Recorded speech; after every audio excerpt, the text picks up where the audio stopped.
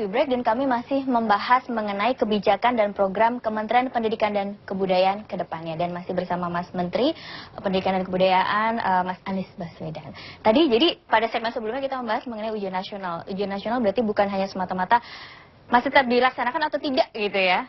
Tapi lebih dalam lagi daripada itu. Monggo silakan dilanjutkan. Ya, jadi menurut saya yang harus diubah sekarang adalah bagaimana kita, anak-anak kita ini belajar mengembangkan dirinya, potensinya.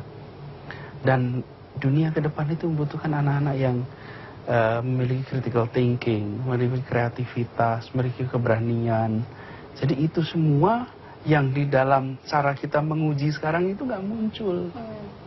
Sementara tujuan kita, jadi bukan mengujinya saja yang ditiadakan. Kalau kita tidak menguji, dari mana kita tahu progres? Tapi kita harus menambah alat ukur keberhasilan. Bukan saja hasil alat keberhasilan evaluasi hasil belajar siswanya, tapi sekolahnya di Indonesia ini lebih sekolah yang belum memenuhi standar pelayanan minimal. Standar pelayanan minimal ya, 70% lebih. Wow. 70% lebih 70%. Itu belum masuk standar pelayanan minimal. Oke. Guru ketika dia mengikuti uji kompetensi guru, jadi UKG, hasilnya tidak beda dengan hasil UN murni. Jadi maksud saya inilah kenyataan di lapangan. Jangan kita bicara soal sekedar UN hapus apa tidak. Kita harus membereskan ini semua. Berarti jadi, bisa dibilang banyak ya Pak ya masalahnya ya? Banyak sekali, saya bilang banyak. Jadi makanya saya malah mengajak teman-teman juga media dan masyarakat secara umum, jangan terjebak sekedar soal-soal yang nampaknya penting. Padahal, jadi menurut saya yang dibereskan sekolahnya, gurunya harus mengalami peningkatan kualitas, kepala sekolahnya harus menjadi manajer atau leaders yang baik. Coba di kantor aja, redaksi aja Mbak. Coba kalau redaksi itu manajemennya jelek, langsung berantakan. Jadi, nah itu semua tidak bisa diperbaiki dengan hasil segera. Hasilnya lama, tapi langkah benarnya harus dilakukan. Jadi memperbaiki birokrasi pelayanan pendidikan atau birokrasi pendidikan itu mutlak. Dari kantor ini, dari Kementerian Pendidikan dan Kebudayaan, birokrasinya harus berubah. Harus berubah. Dan saya katakan pada semua di sini, jika kantor ini bersih, maka sekolah kita bisa bersih. Maka anak-anak kita bisa bersih. Jika kantor kita berintegritas, bisa. Tapi jika di kantor ini banyak masalah, integritas nggak ada, transparansi nggak ada. Jadi saya ingin katakan bahwa bereskan birokrasi pendidikan, bereskan soal sekolahnya, bereskan gurunya, kepala sekolahnya. Jadi ini sebagai sebuah kesatuan. Oke, berarti apakah sistem beres-beres ini juga termasuk dalam rencana pendidikan?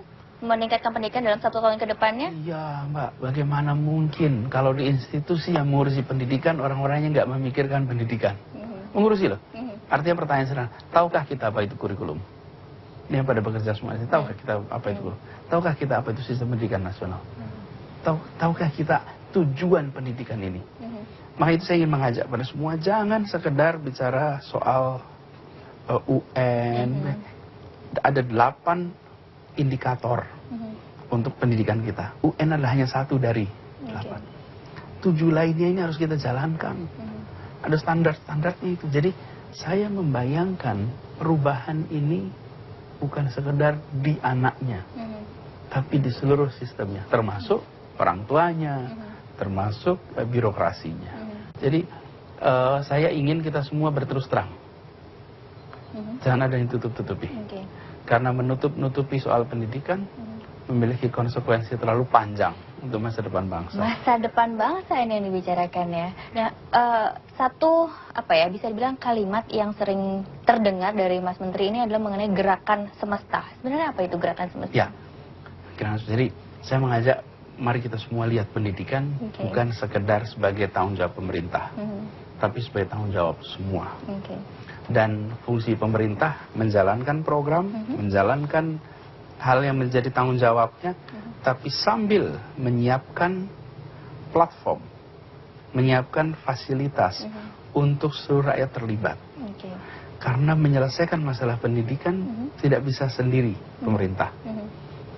mengawasi sekolah, mengawasi proses belajar, ataupun memberikan inspirasi, bisa seluruh masyarakat. Tapi kita yang memberikan fasilitas, kita yang membuat itu bisa terjadi. Jadi, misalnya saya beri contoh aja. Pemerintah bisa menyiapkan materi ajar untuk menjaga kebinekaan. Sekarang guru-guru ini perlu nih materi ajar untuk bahan ajar nih untuk soal kebinekaan. Siapkan platformnya online.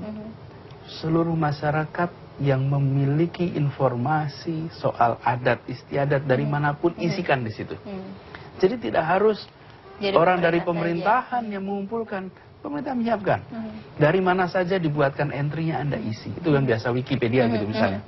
Bahan itu nanti diuji, diverifikasi. Kita melakukan, tapi semuanya terlibat.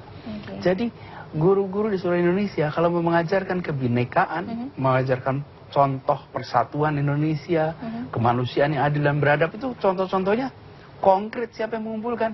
Semua.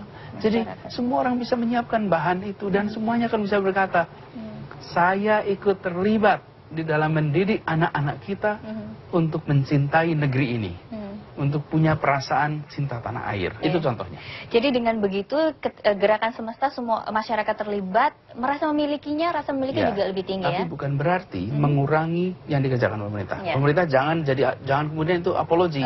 Oh, ini tanggung jawabnya semua, bukan saya, bukan. Tetap pemerintah harus ada tetap yang paling bertanggung atas jawab. juga. Pemerintah harus melunasi tanggung jawab itu, tapi pemerintah jangan meniadakan masyarakat.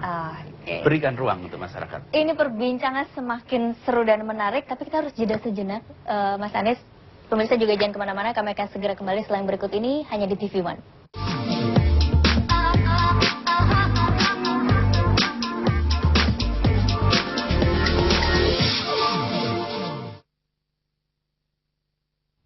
Kamu punya kendala waktu seperti saya, Kendala ekonomi seperti saya, kendala sosial seperti saya, atau kendala geografi seperti saya, SMA terbuka bisa menjadi pilihan kamu. untuk melanjutkan sekolah. Waktu belajarnya fleksibel, bisa di mana saja dan kapan saja secara mandiri. Siswa SMA terbuka dipinjamkan perangkat yang berisi modul setiap mata pelajaran. Pada akhir masa belajar, siswa mengikuti ujian dan mendapat ijazah dari sekolah induknya.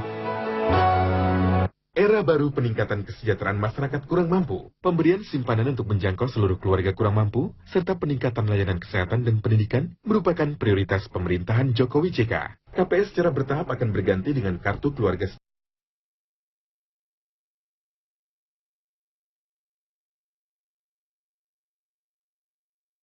Proses belajar yang jauh lebih kondusif. Aktivitas fisik